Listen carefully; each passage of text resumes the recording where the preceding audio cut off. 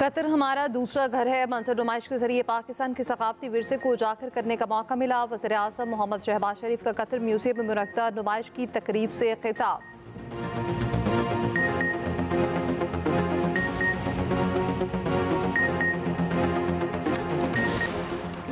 Chairman People's party Bilawal Bhutto Zardari से मौलाना फजल रहमान का टेलीफोनिक राब्ता। मौलाना फजल रहमान ने बिलावल भुट्टो से सदर आसिफ अली जरदारी की खैरियत दरियाफ्त की।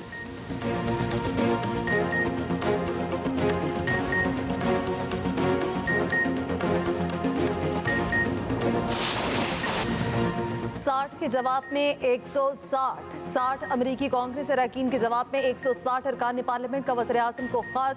कहा, वज़ीर आज़म शहबाज शरीफ अमरीकी कांग्रेस को आगाह करें, फरवरी 2024 के आम इंतखाबात से मुतालिक अरकान कांग्रेस के ख्यालात गलत हैं। पीटीआई की कोशिश रही है कि वो इन इंतखाबी पक्ष को बदनाम करें। इन इंतखाबात को बैन अल-अक़वामी सतह पर आज़ादाना और मुनसिफाना तस्लीम किया गया।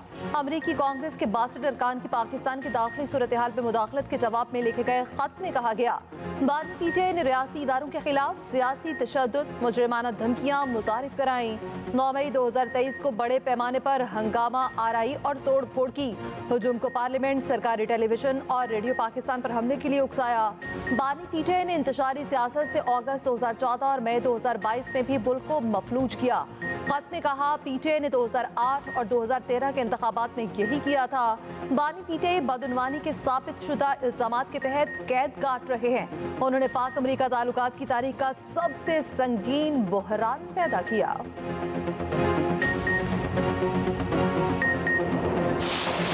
पीटीआई की वजारत उज़्मा से बरतरफी में अमरीकी किरदार नहीं, अमेरिका ने इल्जामात को गलत करार दे दिया। तर्जुमान अमरीकी महकमा खारजा मैथ्यू मिलर की प्रेस ब्रीफिंग। कहा, साबिक वजीर आज़म के खिलाफ कानूनी कार्रवाई पाकिस्तानी अदालतों का मामला है। पाकिस्तानी सियासत का मामला पाकिस्तानी आवाम को अपने कानून और आइन के मुताबिक तय करना है। कनाडा में सिख रहनुमा के कत्ल पर सवाल के जवाब में कहा, कनाडा की हुकूमत की जानिब से भारत पर लगाए जाने वाले इल्जामात तशवीशनाक हैं।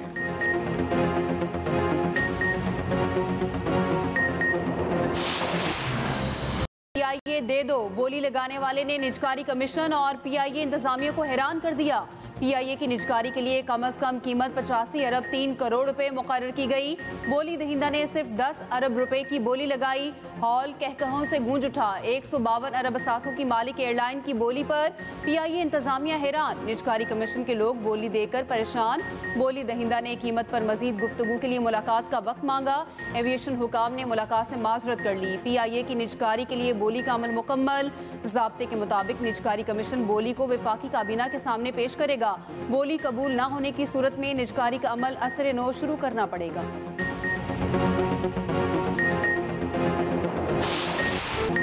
पाक कतर ताल्लुकात नई बुलंदियों पर। वज़ीर आज़म मोहम्मद शहबाज शरीफ की अमीर कतर शेख तमीम बिन हमदुल सानी से मुलाकात।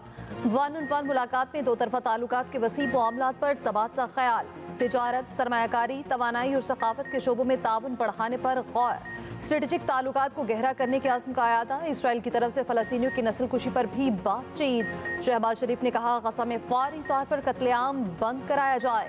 अमन के बगैर दुनिया में खुशहाली मुमकिन नहीं। इसराइल की हालिया बर्बरियत की मिसाल नहीं मिलती।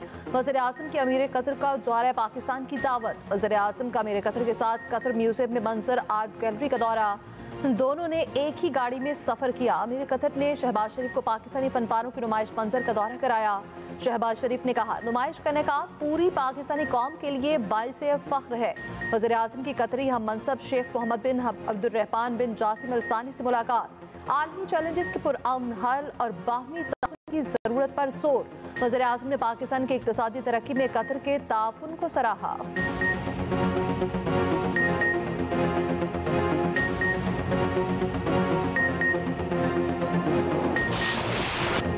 पुलिस का जदीद असलहा नामालूम शख्स ले गया।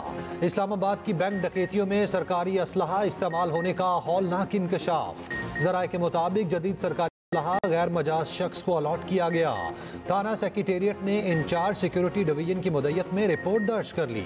रिपोर्ट के मुताबिक नामालूम बावर्दी शख्स रूट हेडक्वार्टर में आया, SMG गन और जैकेट लेकर फरार हुआ। बावर्दी शख्स ने अपना नाम दिलावर और खुद को SPU का एहलकार जाहिर किया। क्रिकेट टीम की आमद के मौके पर असलहा अलॉट कराया। नामालूम शख्स ने धोखाधड़ी से सरकारी गन किसी गलत मकसद के लिए जारी करा कर ले गया। पुलिस को हालिया बैंक डकैतियों में यही सरकारी असलहे के इस्तेमाल का शुबा। 2 दिन पहले G9 में बैंक की कैश वैन लूट ली गई थी। मुल्जिमान ने गोलियां मारकर एक शख्स की जान ली थी, सिक्योरिटी गार्डों और शहरियों को जख्मी किया था। उसी रोज एक और बैंक डकैती की वारदात भी हुई।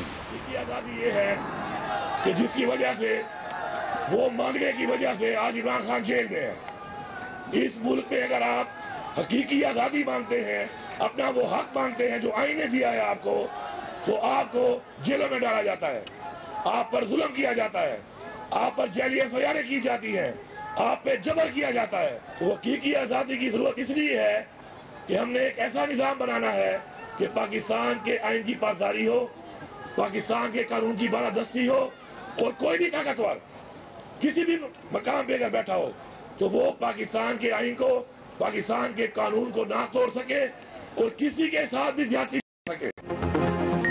फैसला कुन वक्त करीब है, इनकलाब का वक्त जल्द आएगा। इस बार कफन बांध कर निकलेंगे। वजीर आला KP अलीमीन गंडापुर ने तिबले जंग बजा दिया। कहा समझ आ गई है मुल्क में हक, शराफत, इज्जत और कानून के मुताबिक नहीं मिलता। कोशिश है कानून के खिलाफ ना जाएं, मगर मजबूर किया जा रहा है। वजीर आला का सूबे में तलबा यूनियन बहाल करने का ऐलान। कहा नौजवान हमारा असासा हैं, इनकी फलाह के लिए इकदाम किए।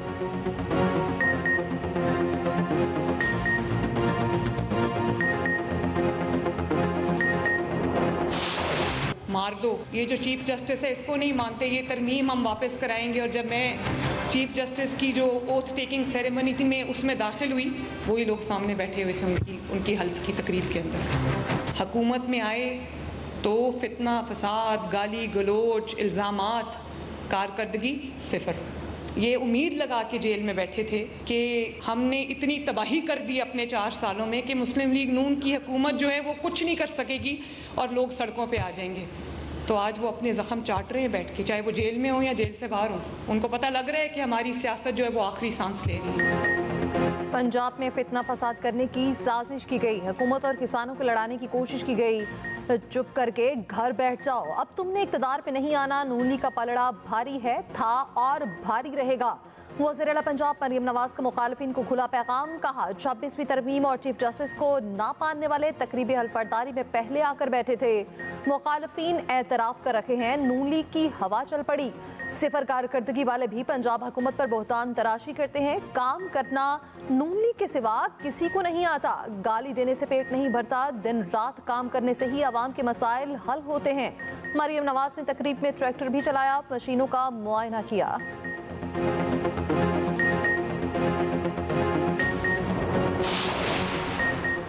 इस्लामाबाद हाई कोर्ट के जस्टिस मियां गुल हसन औरंगजेब ने जज अबुल हसनात पर अपना गुस्सा नाकाबिले जवाज करार दिया।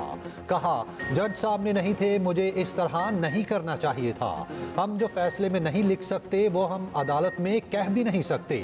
आजम सवाती के जिस्मानी रिमांड का हुक्म कालदम करार। हिफाजती जमानत केस में इस्लामाबाद हाई कोर्ट का आजम सवाती को कल पेश करने का हुक्म।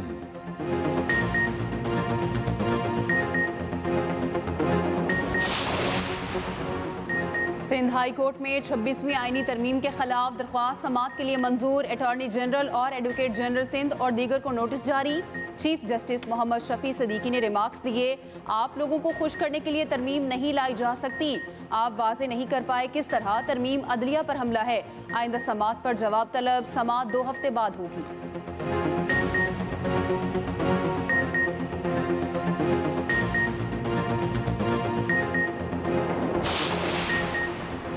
तहरीक इंसाफ का जल्द मुल्कगीर तहरीक शुरू करने का ऐलान। PTI के सेक्रेटरी जनरल सलमान अकरम राजा ने कहा 26वीं तरमीम आइन और अदालत पर हमला था। अब 27वीं तरमीम के जरिए ये फौजी अदालतें बनाना चाह रहे हैं। ये हमें बंद कमरों में सजाएं देना चाहते हैं। उमर अयूब ने कहा अदालती हुक्म के बावजूद बानी PTI से मिलने नहीं दिया जा रहा। बानी PTI को सहूलियात नहीं दी जा रही, तौहीन अदालत हो रही है।